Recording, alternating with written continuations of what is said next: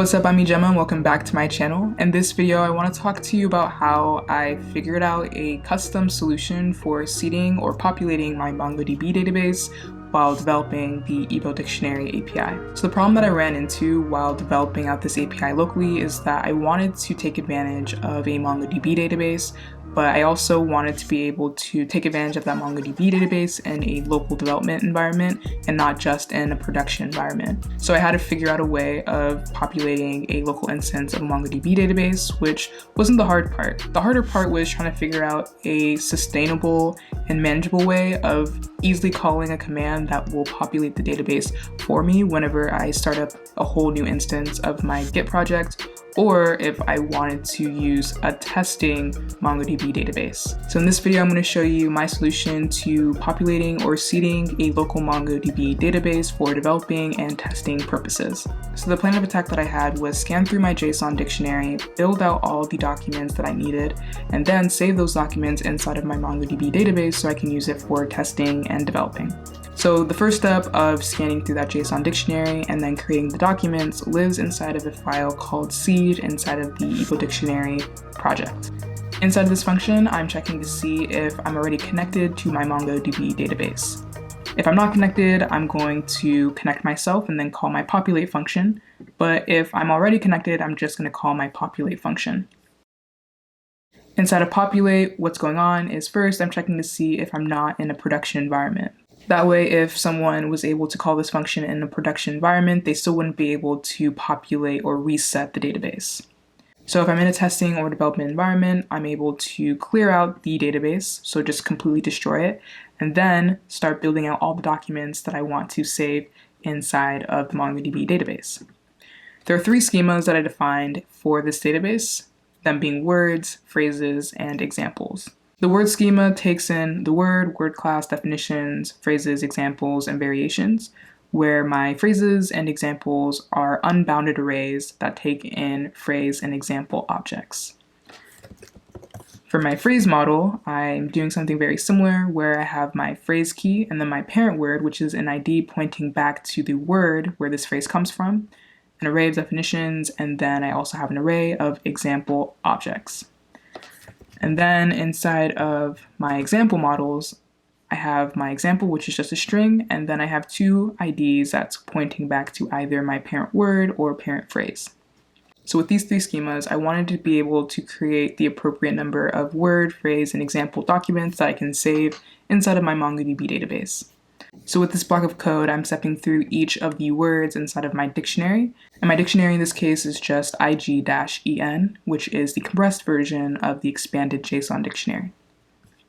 For each of these words, I'm going to pass the appropriate information into create word, which is responsible for creating all of the words, and on top of that, all the nested phrases and examples that will live inside of these words. So after I create all my words, I'm returning create word, which is actually returning the save promise, the promise that gets returned when you call the save function on a Mongoose document. So now I have a huge array of word promises that I want to resolve. So I pass all my word promises inside of a promise.all, which is responsible for resolving all these promises in this array at the same time.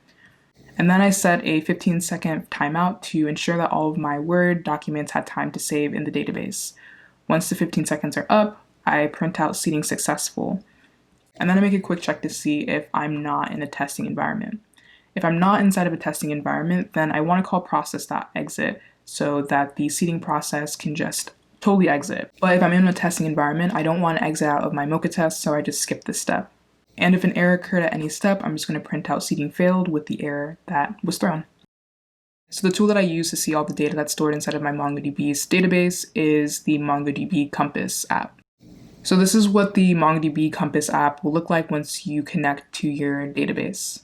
It starts off with admin config and local, but as you create more MongoDB databases, you'll see them all appear on the left-hand side. But since I didn't run my seeding script to populate my database, I'm going to run it so I can see all the words, phrases, and examples I want to save inside of my database.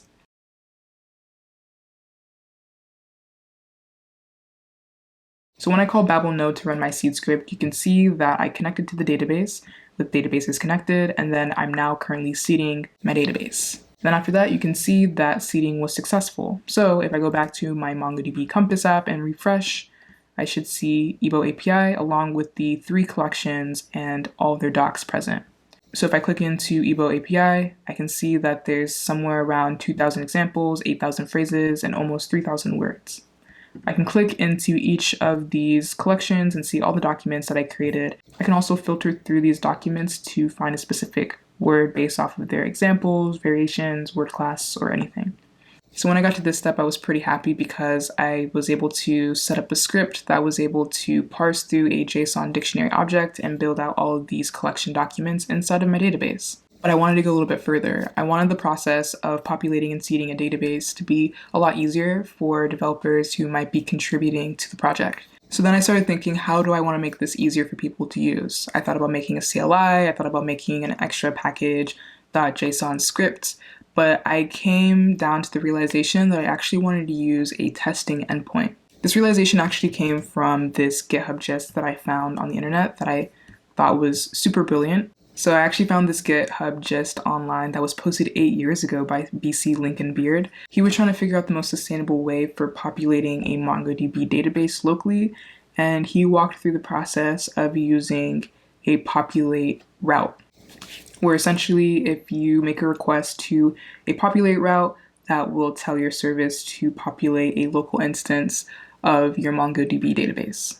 So the link to this gist is down in the description box below if you want to take a closer look, but I'm going to show you how I incorporated this idea into the API. So I created a populate route inside of my test router. So inside test router, I have my populate route, which is actually a post request. So when a developer or service makes a post request to the populate route, it's going to call my seed database function that lives inside of my seed file. So you can see here that seed database is the glue between our test router and the logic inside of this seed file. So I have a try catch block where inside I try to call seed, and if everything goes okay, then I'm going to redirect the client back to the root location of the API. But if an error occurred, I'm going to set the status to 400, and I'm going to return a very generic message saying that an error occurred while seeding the database. So I'm going to show you how this works. I'm going to delete my Igbo API database, and then using Insomnia, which is a great app to be able to test APIs, I'm going to make a post request to my test populate route. Change that to post, and if I send, I'm going to have to start the server. So when I make the send request, you can see here that it's going to take a second, and it's going to populate my database. So we were redirected back to the root location of the API. So if we see this page, we know that we were able to successfully populate our local MongoDB database. So if we go back into MongoDB and refresh, again, we can see Igbo API appears. Because this is an endpoint, I wanted to make sure that we weren't in a production environment so that regular users can't just call this function and quite possibly update or change the MongoDB database that is remotely hosted. The reason why I like this approach a lot more than using a CLI or a package.json script is because it makes it easier for me to generate temporary MongoDB database instances for testing. So let me show you what I mean by this. So inside my API Mongo test.js file, I have a before hook that gets called before all of my tests inside of database. And what's happening inside of here is that I'm setting my timeout to a long timeout just to ensure that I have enough time to complete populating the database, since it does take some time. And I call this function populate API. Populate API is one of the commands that are used for tests. But specifically, what's going on in Populate API is that I'm requesting my Express server and I'm making a post request to my Populate route. And my test route is essentially API v1 test populate. So with this approach, it makes it really easy for me to be able to create a lot of temporary MongoDB database instances and then delete them when all my tests are done running. So in this before hook, I create my MongoDB database. And then inside of my after hook, you can see here that I am clearing my database. So this was the whole process that I had to undergo to figure out how I wanted to have a sustainable and maintainable way of populating a local MongoDB database. So this is the best solution for now because it enables creating temporary MongoDB databases for not only the development environment, but also the testing environment. But I hope you learned something new about creating MongoDB databases, seeding them, populating them, or even using them for testing purposes. If you want to contribute to this project, I have a link to the GitHub repo down in the description box below. You can send in feature requests, you can submit bug fixes, anything in between. If you want to talk to me directly, I'm on Twitter. You can send me a DM and we can have a conversation. And with that, I will see you on the next one.